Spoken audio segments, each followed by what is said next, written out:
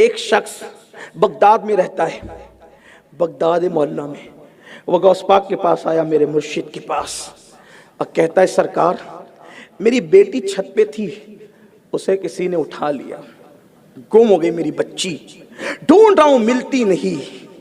غوث پاک نے فرمایا جنگل میں جا اور میرا نام لینا، توجہ نام کی بات آئی، نام لینا، ان کے نام سے بگڑیاں بنتی ہے، میرا نام لینا اور نام لے کر دائرہ کھینچنا۔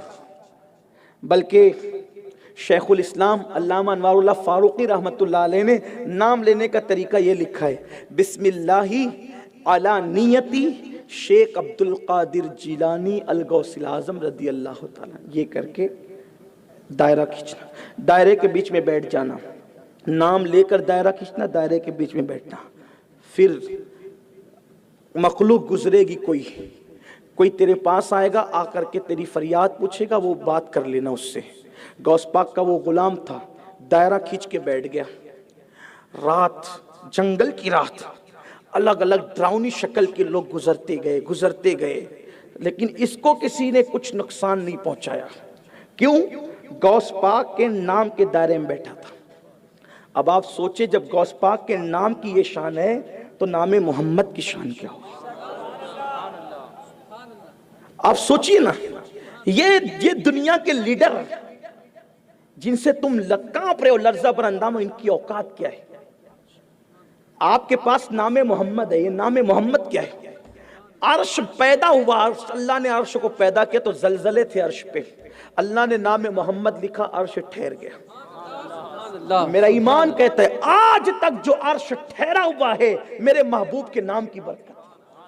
یہ نام کوئی کام بگڑنے نہیں دیتا، بگڑی بھی بنا دیتا ہے، سب نام محمد۔ سبحان اللہ سبحان اللہ۔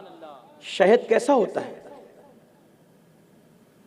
اگر آپ تھک نہیں گئے یا بور نہیں ہوئے تو مجھے جواب دے کہ شہد کیسا ہوتا ہے؟ شہد، اگر کسی کو ٹائیفائڈ کا مرض ہو، اس کو شہد چٹاؤ تو کیسا لگتا ہے؟ کیسا لگتا ہے؟ کڑوا۔ کیسا لگتا ہے؟ جس کو بخار تیز ہو اس کو شہد چٹاؤ تو کیسا لگتا ہے؟ کڑوا۔ شہد کا قصور ہے کہ زبان کا قصور ہے؟ اگر زبان بیمار ہو جائے تو میٹھا شہد بھی اس کو کڑوا لگتا ہے، پینے کے قابل نہیں لگتا۔ شہد میٹھا کب لگتا ہے؟ جب زبان بیمار نہ ہو۔ نادان، نام محمد وہ شہد ہے کہ تیری ہر مشکل اس کی برکت سے ٹل جائے گی۔ تو نے اپنی زبان کو گناہوں سے بیمار کر لیا ہے، تو گناہوں سے شفا حاصل کر اور پھر اپنی شفا یاب زبان سے نام لے کر دیکھ۔ جو یونس کو مچھلی کے پیٹ میں نام محمد نے فائدہ پہنچایا ہے، وہی فائدہ تجھے بھی مل سکتا ہے۔ نوح کو کشتی میں نام محمد نے جو فائدہ پہنچایا ہے وہ فائدہ تجھے بھی مل سکتا ہے۔ آدم کو نام محمد نے جو فائدہ پہنچایا ہے وہ فائدہ تجھے بھی مل سکتا ہے۔ شرط یہ ہے نوح والی زبان لے کر کے آ، اللہ تجھے وہ فائدہ ضرور عطا فرمائے۔ خدا نے ہمیں کیسا بڑا وسیلہ دیا، زبان گندی کر کے نقصان کتنا اٹھایا۔ یہی زبان غیبت کرے، یہی زبان چغلی کرے، یہی زبان حرام لقمہ کھائے، لذتوں کے لیے حرام میں اتنا ڈوب گئے، لذتوں کے لیے حرام میں۔ ارے بریانی کھاؤ یا قیمتی سے قیمتی لذیذ غذا کھاؤ یا سوکھی روٹی، کھانے کی لذت کہاں تک ہے پتہ ہے؟ 2 انگلی کی لمبائی کے فاصلے تک لذت کہاں سے شروع ہوتی ہے اور کہاں ختم ہوتی ہے کھانے کی، یہ فلسفہ بتا رہا۔ دیکھو یہ خانقاہ ہے نا، میں تھوڑی سی کچھ خانقاہی بات آپ کو بتا رہا ہوں۔ کھانے کی لذت کہاں سے شروع ہوتی ہے؟ 2 انگلی کی لمبائی کے فاصلے تک رہتی ہے کھانے کی لذت، پھر ختم ہو جاتی ہے۔ کیسے؟ جب ہم لقمہ زبان پہ رکھتے ہیں لذت شروع ہوتی ہے، اور زبان کے اینڈ جڑ تک جاتی ہے تو اس کی لذت کتنی لذت ہے؟ 2 سیکنڈ کی بھی لذت نہیں یار۔ اور جب حلق کے نیچے لقمہ اترتا ہے تو جو انجام سوکھی روٹی کا ہوتا ہے وہی انجام بریانی کا بھی ہوتا ہے، وہی انجام تلی ہوئی چیزوں کا بھی ہوتا ہے۔ صرف 2 انگل کے فاصلے کی لذت کے لیے کتنا بڑا نقصان اٹھا رہے ہو۔ ہمارے لیے کوئی بریانی یا لذیذ کھانا کھانا ضروری ہے؟ پیٹ تو پانی اور کھجور سے بھی بھر جاتا ہے، ہمارے لیے لذیذ کھانا فرض نہیں ہے، ہمارے لیے حلال کھانا فرض ہے۔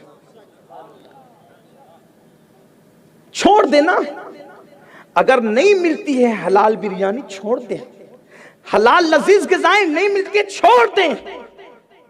ارے کچھ ایسے بھی تو لوگ گزرے ہیں جنہوں نے سوکھی روٹیاں کھا کے گزارا کیا، جنہوں نے کھجور کھا کے گزارا کیا۔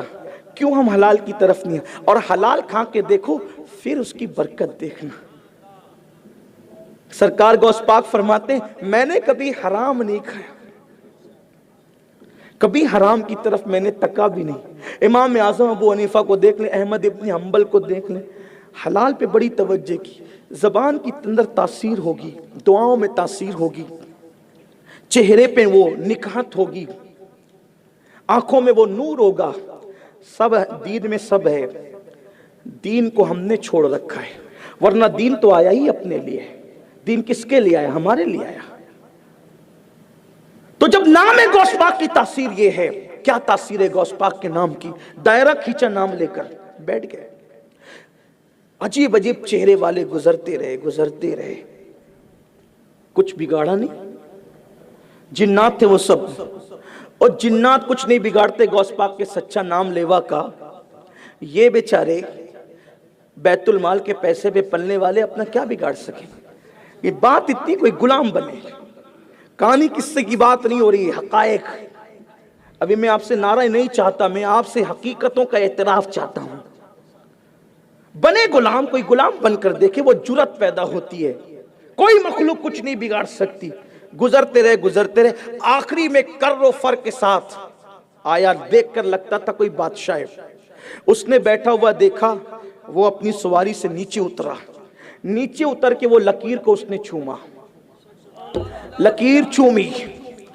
اگر آپ برا نہیں مانے تو ایک جملہ کہہ دوں، شاید جناتوں میں کوئی وہابیت کا فتویٰ دینے والا نہیں ہوگا کہ چومنا حرام یا شرک ہے۔ سبحان اللہ۔ اور اس دور میں تو انسانوں میں بھی کوئی نہیں تھا فتویٰ دینے والا، لیکن اس نے لکیر چومی۔ کون سی لکیر؟ ہر لکیر نہیں، جو میرے مرشد غوث پاک کے نام سے لکیر کھینچی گئی سبحان تھی، اللہ۔ وہ لکیر چومی، اور وہ لکیر کے باہر ہی بیٹھ گیا، اور بیٹھ کر کے کہا کیا حاجت ہے تمہاری؟ تو اس نے کہا میں غوث پاک کا غلام ہوں، میری بیٹی چھت سے گم ہو گئی، غوث پاک کے پاس گیا تھا، سرکار غوث العظم دستگیر نے مجھے یہاں بھیجا اور یہ عمل کرنے کے لیے کہا۔ اس نے کہا کہ اس بدبخت گستاخ نے اس غلام غوث اعظم کی بیٹی لی ہے، اس کو بلایا جائے۔ اس کو پکڑ کے لایا گیا تو بچی بھی اس کے پاس موجود تھی، وہ جن بھی موجود تھا۔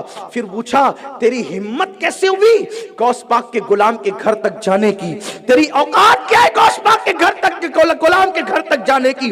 تو نے یہ جرأت کی ہے، اس کو ابھی قتل کیا جائے، لڑکی کو واپس کیا جائے، اور آئندہ اعلان کر دو جو بھی غوث پاک کے سچے غلام کو ستائے گا اس کے ساتھ یہی حالات کیے جائیں گے، اس کو اسی انجام تک پہنچایا جائے گا۔ تو اس وقت اس شخص نے پوچھا غوث پاک کے اس قادری غلام نے آپ کون ہیں؟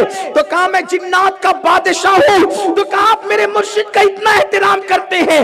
تو اس نے کہا ہم سب غوث پاک کے غلام ہیں اور ان کے زیر فرمان ہیں، ہم ان کے فرامین پر عمل کیا کرتے ہیں، جیسے وہ انسانوں کے گوشت ہیں ویسے وہ ہم جناتوں کے بھی گوشت۔ سبحان اللہ۔